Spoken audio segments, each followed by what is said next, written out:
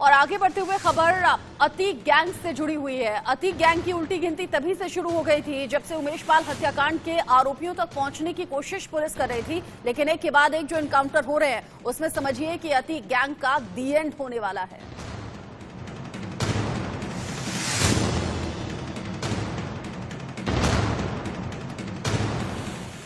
Encounter में अतीक का बेटा असद मारा गया है और उसी से जुड़ा बड़ा अपडेट आप जान लीजिए। झांसी से प्रयागराज लाया गया है असद गुलाम का शव। असद और गुलाम मोहम्मद एनकाउंटर में दोनों ही मारे गए थे और आज बारी है सुपुर्दे खाक होने की। अतीक का बेटा असद आज सुपुर्दे खाक होगा, उसे दफनाया जाएगा, प्रयागराज में दफन किया जाएगा असद। साथ ही गुलाम मोहम्मद जो कि दूसरा शूटर था, उसके परिवार ने तो शव तक लेने से इनकार कर दिया है। मां भाई दोनों ने ही इनकार कर दिया है, कहा हमारा कोई मतलब है नहीं, पुलिस को जो चाहे शव के साथ करना है करे। यानी कि पुलिस की निगरानी में ही गुलाम मोहम्मद को भी सुपुर्दे खाक किया जाएगा, कब्र में दफनाया जाएगा और आज असद को दफनाने की बारी है। लेकिन सबसे बड़ा सवाल, और इसे बदनसीबी भी सबसे बड़ी कहेंगे अतीक के लिए, कि अतीक असद को आखिरी बार देख तक नहीं पाया। हालांकि कोर्ट में अर्जी लगाई है, कल सरकारी छुट्टी होने की वजह से कोर्ट बंद था और असद को आखिरी बार देखने की जो कोशिश अतीक की है वो अभी भी बरकरार है। लेकिन जब से बेटे की मौत की खबर मिली है अतीक को रो रहा है, बिलख रहा है, गिड़गिड़ा रहा है और ये दरख्वास्त कर रहा है कि आखिरी बार मुझे मेरे बेटे को देख लेने दो, मुझे मेरे बेटे की मिट्टी में जाने दो। इस तरह की खबरें लगातार मिल रही हैं। जब उसे पूछा जा रहा था इस मामले में तो अतीक ने कहा मेरा दिमाग काम करना बंद हो चुका है, मेरा दिमाग सुन्न हो चुका है, मैं कुछ कहने की हालत में हूं नहीं। अंदाजा आप लगाइए, माफिया अतीक जो कि अपनी माफियागिरी के लिए जाना जाता है, जिसने जो बोया वही काट भी रहा है, अपराध की दुनिया का राजा भले ही हो सकता है अतीक, लेकिन अपने बेटे की मौत पर आखिरी बार असद को देख तक नहीं पा रहा, अपने बेटे को देख तक नहीं पा रहा। माफिया अतीक से जुड़ा बड़ा अपडेट ये भी जानिए। अतीक की अर्जी पर आज कोर्ट में सुनवाई होनी है और ये अतीक ने अर्जी लगाई है असद के जनाजे में शामिल होने को लेकर। अतीक ये चाहता है कि आखिरी बार अपने बेटे असद को वो देख ले। अर्जी कोर्ट में लगाई है, कल सरकारी छुट्टी थी, इस वजह से कोर्ट में अर्जी नहीं सुनी जा सकी और आज कोर्ट में अर्जी लगाकर अतीक के वकील की ये कोशिश रहेगी कि असद को आखिरी बार देख सके, अतीक जनाजे में कम से कम शामिल हो सके। हालांकि वो रो रहा था, कह रहा था इसमें मेरे बेटे की कोई गलती नहीं, मेरे किए की सजा मेरे बेटे को मिली है। विकास मिश्रा प्रयागराज से हमारे साथ जुड़े हुए हैं, राघवेंद्र पांडे भी हमारे साथ प्रयागराज से मौजूद हैं इस बड़ी खबर को लेकर। विकास, जो तस्वीरें टीवी स्क्रीन पर हम दर्शकों को दिखा रहे हैं वो इस वक्त की लाइव तस्वीरें हैं, सीधा तस्वीरें हम आपको दिखा रहे हैं जहां कब्र खोदी गई है और कब्र खोदने के बाद आज सुपुर्दे खाक करने की तैयारी है। हालांकि कहा यह भी जा रहा था असद की मौत के बाद से ही कि असद की मां यानी कि अतीक अहमद की पत्नी शाइस्ता परवीन बहुत जल्द सरेंडर कर देंगी, लेकिन शाइस्ता को लेकर अभी तक ऐसा कोई अपडेट मिला नहीं है। हो ये भी सकता है कि आज जब जनाजा में शामिल हो जाए शाइस्ता, या फिर हो सकता है कि सरेंडर की भूमिका में यहां पर नजर आए। फिलहाल जो गाड़ी आप देख रहे हैं, इन्हीं गाड़ियों में असद और गुलाम के शव को लाया गया है और इंडिया न्यूज एक्सक्लूसिव तस्वीरें दिखा रहा है। लेकिन साथ ही साथ पुलिस के इंतजाम आप देखिए, बैरिकेड्स लगे हुए हैं, एक्स्ट्रा फोर्स की तैनाती आपको नजर आ रही है। एक तरफ तस्वीर है उस वक्त की जब कब्र खोदी गई थी और कब्र खोदती हुई ये तस्वीरें हैं। असद और गुलाम को सुपुर्दे खाक किया जाएगा, उनके जनाजे में शामिल होने के लिए। गुलाम मोहम्मद की तरफ से तो कोई परिवार वाला नहीं है, लेकिन असद की तरफ से क्लोज फैमिली ना सही, लेकिन मामा, मौसा, फूफा, नाना, ये सब होने वाले हैं शामिल। विकास मिश्रा का रुख कर लेते हैं। विकास, कब्र खोदी जा चुकी है, किस वक्त सुपुर्दे खाक होगा असद? दे रहा हूं, ठीक है, तू मेरे कहना। विकास, सुबह तकरीबन 10 बजे के बाद या प्रक्रिया की जाएगी। हालांकि असद की तरफ से जो उनके रिश्तेदार हैं वो सुपुर्दे खाक में शामिल होंगे, वो पूरी प्रक्रिया करेंगे।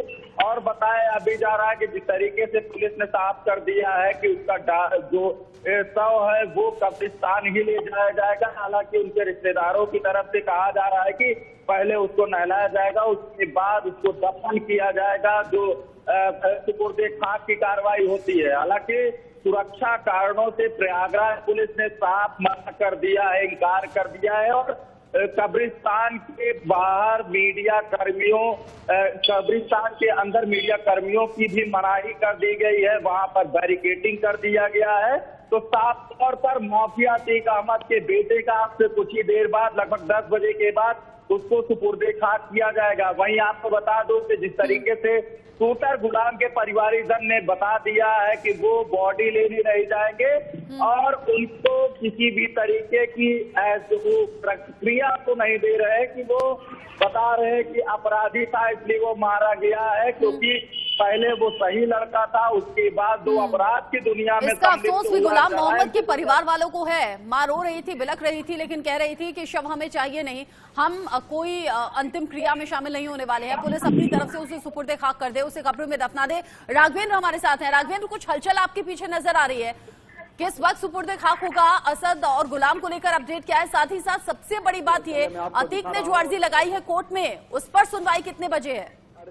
अर्जी की बात मैं आपको बताता हूँ। अर्जी की तरह लीगल प्रोसेस है। अगर आज है, वर्किंग डे है, अगर मौका मिलेगा तो अतीक अहमद अपने बेटे की बार बार पुलिस गिरा रहा था कि हमें अपने बेटे की मिट्टी में जाने दी, लेकिन ये वीडियो की ये शॉर्ट देखिए, भारी पुलिस फोर्स लगी है। ये कब्रिस्तान है, यही एम्बुलेंस आप देख रही होंगी, यहीं पर असद के शव को लाया गया है। यहीं पर अभी उसको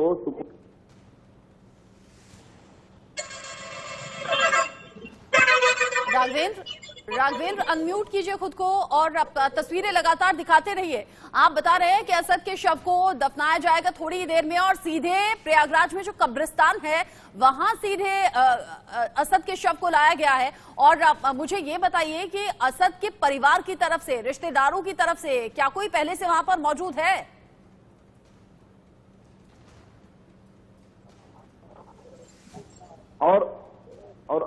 और मैं आपको ये दिखाना चाहूंगा, यहाँ पर देखिए किस तरह की ये फोर्स लगी है। आरएफ यहाँ पर आ चुकी है, सीआरपीएफ आ चुकी है, भारी पुलिस फोर्स यहाँ पर आई है।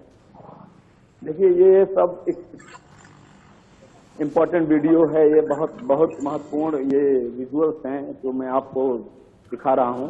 ये आप देख रहे हैं ना, वज्रवाहन भी आया है, पूरी तैयारी पुलिस ने कर रखी है और भारी संख्या में यहाँ पर पुलिस बल तैनात है। अजनबी व्यक्ति को अंतिम संस्कार में कब्रिस्तान में जाने का मौका नहीं दिया जा रहा है और जो आ रहे हैं उनका रजिस्टर में बाकायदे नाम और नंबर नोट किया जा रहा है। नाम नंबर नोट करने के बाद ही परमिशन दिया जा रहा है। हाँ। और मीडिया वालों को तो बिल्कुल भी नहीं किया जा रहा। ये आप देखिए ना, ये राघवेंद्र, आप बता रहे हैं कि मीडिया कर्मियों को वहां जाने की इजाजत नहीं है, लेकिन जहां तक मीडिया कर्मियों का एक्सेस है, तेजी में घूमकर सारी तस्वीरें दिखाइए, बताइए कौन कौन पहुंचा है, कौन कौन सी गाड़ियां वहां सुरक्षा के लिहाज से। आपने कहा कि वज्र वाहन वहां पर मौजूद है, साथ ही साथ शव को सीधे कब्रिस्तान ले जाया गया है। मतलब क्या बहुत ज्यादा जल्दबाजी यहाँ पर की जा रही है दफनाने में? नहीं, जल्दबाजी नहीं की जा रही है, क्योंकि माहौल न खराब हो और शांतिपूर्ण ढंग से सारा प्रोसेस निपट जाए, पुलिस ये चाहती है। आप देख रहे हैं ना, ये दंगा नियंत्रण वाहन, इसका मतलब आप समझ रहे हैं ना कि पुलिस ने किस तरह की तैयारी, क्योंकि पुलिस को शक है कि कोई हिंसा बवाल जैसी घटना ना हो, इसीलिए आप कह रहे हैं कि सभी के नंबर, सभी का नाम, सभी की पहचान नोट की जा रही है, उसके बाद आगे जाने दिया जा रहा है।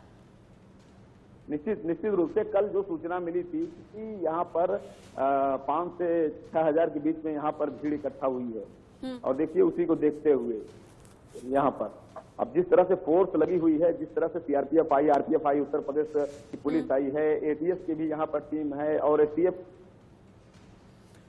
हालांकि राघवेंद्र, खबर इस तरह की भी है, एक तरफ तो कोर्ट में अर्जी अतीक ने लगाई है, दूसरी तरफ खबर यह है कि जमीन से लेकर आसमान तक सुरक्षा बलों की पैनी निगाह है, ड्रोन से भी निगाह रखी जा रही है और खबर यह है कि हो सकता है कि शाइस्ता पहुंच जाए बेटे के जनाजे में शामिल होने के लिए।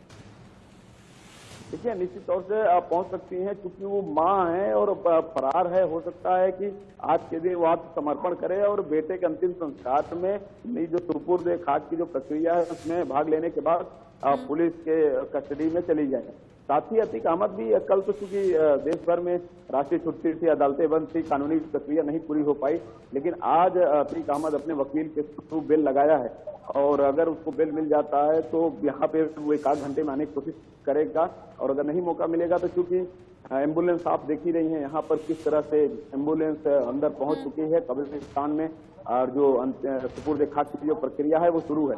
हमें नहीं लगता कि अब मौका मिल पाएगा, चाहे वो पर। राघवेंद्र, मुझे बताइए कि कब्र आपसे कितनी दूर है जहां पर असद को दफनाया जाना है, जहां पर ये पूरा इंतजाम है, कब्रिस्तान की वो जगह जहां पर असद के शव को दफनाया जाएगा, आपसे कितनी दूरी पर है? मीडिया कर्मियों को कितनी दूर रोक दिया गया है?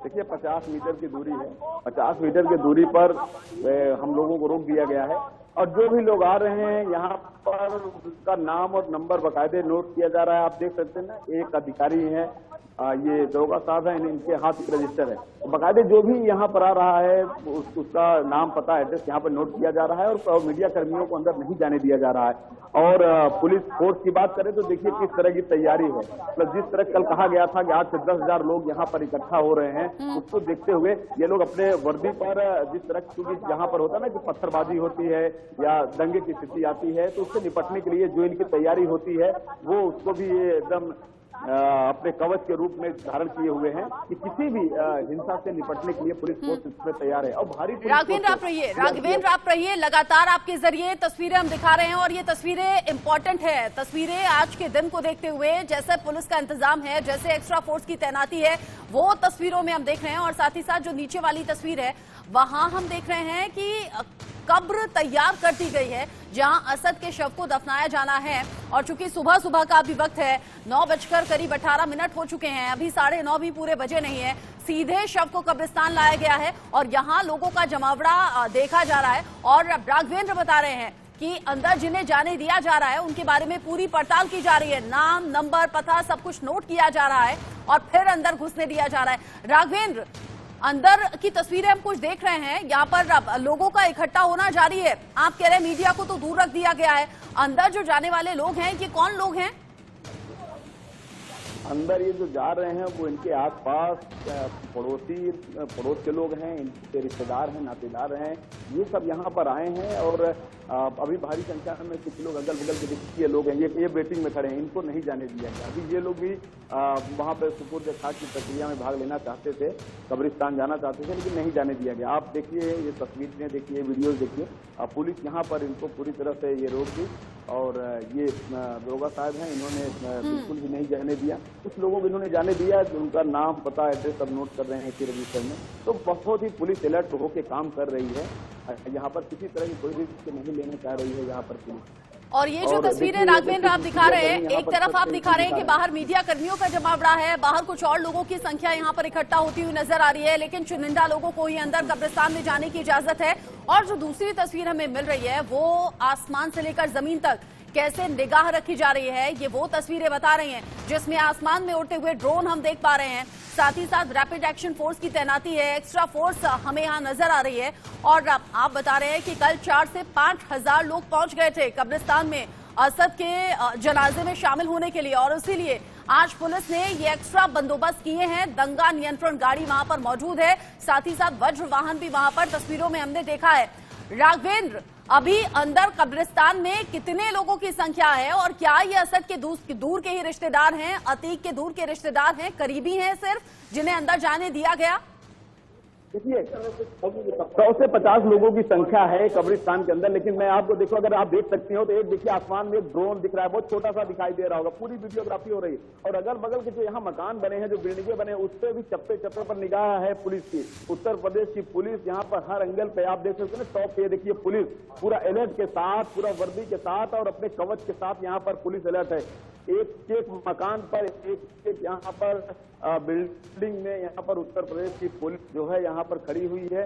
वो किसी तरह के यहाँ पर दंगा ना होने पाए, किसी तरह के यहाँ पर बवाल ना होने पाए, कोई अराजकता न होने पाए, इसके लिए किसी तरह की भी चूक पुलिस नहीं करना चाह रही है। क्योंकि भारी संख्या में लोग कल यहाँ पर आ रहे थे, बताया जा रहा था कि किस तरह यहाँ पे संवेदना को लेकर यहाँ पे दिक्कतें हो सकती हैं, तो किसी तरह की कोई दिक्कत ना हो, इसके लिए उत्तर प्रदेश की पुलिस अब एकदम अलर्ट है। और आप देखिए ना, सीआरपीएफ को भी बुलाया गया है, आरए भी आई हुई है, बड़े वाहन भी आए हुए हैं, दंगा जो रोधक जो गाड़ियां वाहन है उसको भी बुलाया गया है। तो राघवेंद्र, एक बात और बताइएगा, जो तस्वीरें हम देख रहे हैं वो कब्रिस्तान की तस्वीरें हैं जहां पर कुछ लोगों की संख्या यहां पर दिखाई दे रही है। आप कह रहे हैं कब्रिस्तान में बहुत ज्यादा नहीं, 50 से 100 लोग सिर्फ इस वक्त मौजूद हैं। पुलिस पहचान कर रही है, पहचान के बिना अंदर नहीं जाने दे रही है। उनका नाम, उनका नंबर, उनकी पहचान सब कुछ नोट डाउन कर रही है, उसके बाद ही लोगों को कब्रिस्तान में अंदर जाने की इजाजत है। जिन नाना, मौसा, मामा, फूफा की बात हो रही थी, वो सभी अभी कब्रिस्तान में मौजूद हैं क्या राघवेंद्र? बिल्कुल। अभी जो हम जब फॉलो करते हुए झांसी से यहाँ पर आए तो जो एक गाड़ी थी उसमें असद के फूफा थे और उनके 2 वकील थे। तो कहीं न कहीं जो उनके रिश्तेदार हैं, क्योंकि एक बड़ा परिवार है तो और अगल बगल के भी लोग हैं, तो जो करीबी लोग हैं वो अंदर गए हैं। ऐसा नहीं है, ऐसे लोगों को पुलिस ने एकदम बाकायदे उनका नाम नंबर नोट करके ऐसे लोगों को जानने दिया है। लेकिन बहुत ज्यादा भीड़ ना हो, बहुत ज्यादा वहां पर दिक्कतें ना हो, स्थिति खराब ना हो, तो ऐसे लोगों के लिए ऐसे लोगों को रोका गया है। और अंदर क्या कहते हैं, कुर्सियां वगैरह भी लगाई गई हैं, मतलब व्यवस्था भी दी गई है। जो लोग वहां पर आते हैं तो अगर वहां पर 1-2 घंटे, अच्छा, कुछ हलचल बढ़ गई है राघवेंद्र, कुछ हलचल बढ़ गई है, कुछ और तस्वीरें मिल रही हैं, आप रहिए हमारे साथ। कुछ और तस्वीरें मिल रही हैं जिसमें कि सुपुर्दे खाक करने की तैयारियां और तेजी से होती हुई नजर आ रही हैं। यहाँ पर जिन जिन लोगों को शामिल रहना था, जो करीबी रिश्तेदार हैं, परिवार वाले हैं, वो आप बता रहे हैं कि ऑलरेडी वो कब्रिस्तान में मौजूद हैं। लेकिन जनाजे में जिन जिन चीजों का इस्तेमाल होता है और साथ ही जिन मौलानाओं को बुलाया जाता है, वो सब अभी कब्रिस्तान में अंदर जाते हुए नजर आ रहे हैं। मतलब अभी ये वो अंतिम वक्त है जब असद को सुपुर्दे खाक कर दिया जाएगा, अतीक का बेटा दफन कर दिया जाएगा कब्र में। लेकिन बड़ी बात यह है कि अतीक ने अर्जी कोर्ट में लगाई है और आ चुकी कोर्ट की अर्जी पर सुनवाई का इंतजार अतीक बहुत बेसब्री से कर रहा होगा। राघवेंद्र, कोर्ट का समय अभी शुरू भी नहीं हुआ है और अभी यहां असद को दफनाने की तैयारियां तेजी से चल रही हैं। क्या ये समझें कि वहां जब कोर्ट में सुनवाई शुरू होगी या फिर अर्जी सुनी जाएगी, तब तक असद हो सकता है कि दफन भी कर दिया जाए? वाकई में बहुत कम है, क्योंकि झांसी से जो एम्बुलेंस आई है भारी सुरक्षा के बीच में, सीधे यहाँ कब्रिस्तान ही आई है। बीच में रुकते हुए, क्योंकि वहां पर किसी को जो भी जरूरत की चीजें थी उसको पूरा करते हुए सीधा ये यहीं पर कब्रिस्तान ही आई है। तो उनके घर पर भी शव को नहीं ले जाया गया है, तो इसलिए पुलिस भी ज्यादा वक्त नहीं देना चाहती है। और इधर अगर 10 बजे कोर्ट खुलती है और वहां पर अगर बेल एप्लीकेशन लगता है तो पूरा प्रोसेस होने में 11 से 12 बज जाएगा। तो 11-12 उसको वो जब प्रोसेस पूरा होगा तब अतीक को फिर वो छोड़ेंगे और यहाँ आएंगे तो यहाँ कुछ मिलेगा नहीं। तब तक तो ये सुपुर्द खाक हो जाएगा ये असद। और उधर दूसरी ओर वो जो मोहम्मद गुलाम है उसका भी तो वहाँ पर दफनाया जा रहा है। तो कहीं न कहीं ये दोनों शव के दफनाने की राघवेंद्र, गुलाम मोहम्मद और असद क्या इसी कब्रिस्तान में दोनों यहाँ दफन किए जाएंगे? कब्रिस्तान नहीं, मैं जब झांसी से आया, जब प्रयागराज में मैंने एंट्री किया तो दो काफिला बनाया गया। एक असद की ओर हम जहां साथ में चले आए और दूसरे लोग दूसरी तरफ गए हैं। तो जो गुलाम का है उनके जो जीजा हैं वो दूसरी एम्बुलेंस लेके और उनके गांव की तरफ गए हैं, जहां पर उनका सैनी गांव है, जहां उनका कब्रिस्तान है, जहां पे उनके परिवार के लोग मतलब कि एक बहुत पहले से वहां पर इस प्रक्रिया में जो भाग लेते रहे हैं, तो वहां पर उनका अंतिम संस्कार किया जा रहा है। हाँ, राघवेंद्र बता रहे हैं कि यहाँ इस कब्रिस्तान में सिर्फ असद के शव को ही दफनाया जाएगा और जो तैयारियां हैं वो बहुत तेजी से आगे बढ़ रही हैं। लेकिन अतीक के लिए इससे ज्यादा बदनसीबी की कोई बात नहीं होगी कि वो आखिरी बार भी अपने बेटे को शायद ना देख पाए। शायद हम इसलिए कह रहे हैं क्योंकि जिस तेजी के साथ तैयारियां चल रही हैं सुपुर्दे खाक करने की, उतनी तेजी में कोर्ट की सुनवाई का वक्त अभी हुआ नहीं है। अतीक की रात बेचैनी में गुजरी है। अतीक का रो रो कर बुरा हाल हो गया है। जब अधिकारी एटीएस की टीम जब उससे बात कर रहे थे, पूछताछ कर रहे थे हथियारों को लेकर, हथियारों की खरीदारी को लेकर, पाकिस्तान से कनेक्शन को लेकर, ऐसे में अतीक सिर्फ रोता रहा, गिड़गिड़ाता रहा और ये कहता रहा कि आखिरी बार मुझे मेरे बेटे को देख लेने दो। वो कहता रहा कि मुझे मेरे बेटे की मिट्टी में जाने दो। लेकिन यहाँ जिस तरीके से सुपुर्दे खाक करने की तैयारियां तेज चल रही है, चांसेस कम लगते हैं। कोर्ट का वक्त अभी हुआ नहीं है और अतीक की ये कोशिश कल भी थी, लेकिन कल चूंकि सरकारी छुट्टी थी, कोर्ट बंद था। ऐसे में आज अतीक बड़ी बेचैनी के साथ ये इंतजार कर रहा होगा कि कोर्ट से परमिशन मिले तो आखिरी बार अपने बेटे को देख पाए। मौत हो चुकी है अतीक के बेटे की और दफनाने का वक्त नजदीक आ रहा है। ऐसे में अतीक ये जानता है कि अब बेटे के शव को दफनाया ही जाना है, तो आखिरी बार देख लेना चाहता है। इस बीच बड़ा अपडेट आप जानिए, माफिया अतीक अशरफ के खिलाफ बड़े एक्शन की तैयारी भी हो रही है। एक तरफ तो मुसीबत यूं बढ़ गई है कि बेटे की मौत हो गई है, उधर माफिया ब्रदर्स पर अब शिकंजा और तेजी से ज्यादा कसने की कोशिश यहां पर अब जांच एजेंसियों की है। आपको बता दें कि माफिया अतीक और अशरफ के खिलाफ बड़ा एक्शन होगा। यूपीए के तहत अब दोनों पर मुकदमा दर्ज होना है, क्योंकि जानकारी इस तरह की निकलकर सामने आ रही है कि पाकिस्तान से कनेक्शन, साथ ही साथ ड्रोन के जरिए जिन हथियारों को यहां लाया गया उन्हें खरीदने का काम अतीक का गैंग करता था। बिल्डर ने असद को 80 लाख रुपए दिए थे, ये भी जानकारी मिल रही है। उमेश की हत्या से 2 दिन पहले ये रुपए दिए गए थे। अतीक अशरफ पर यह बड़ा एक्शन अब आगे कसता हुआ नजर आएगा। आप समझिए उस बाप की बदनसीबी जिसका बेटा मर चुका है, आखिरी बार उसकी एक झलक तक देख नहीं पा रहा है, और आगे शिकंजा अलग अलग मामलों में कसता हुआ अतीक अहमद पर नजर आ रहा है। अतीक और अशरफ दोनों की मुश्किलें यहीं से बढ़ गई हैं, और इसीलिए हम कह रहे हैं अतीक गैंग, अतीक के परिवार का दी एंड अब समझिए। ऐसी बड़ी खबर पर रहेगी नजर। एक